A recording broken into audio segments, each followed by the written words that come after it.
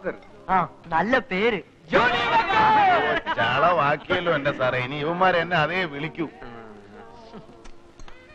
നല്ല വീശാണല്ലോ. ഒരു വീറ് വിടുന്നോ? ഏയ് ബിയറൊക്കെ നിങ്ങൾ പിള്ളേർ കുറച്ച് വയറും വീർപ്പിച്ച് മുള്ളിക്കളയാ.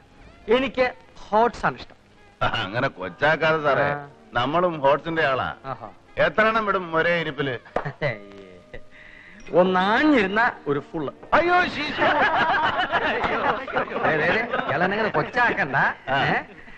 വാങ്ങിച്ചാ കാണിച്ചു തരാം.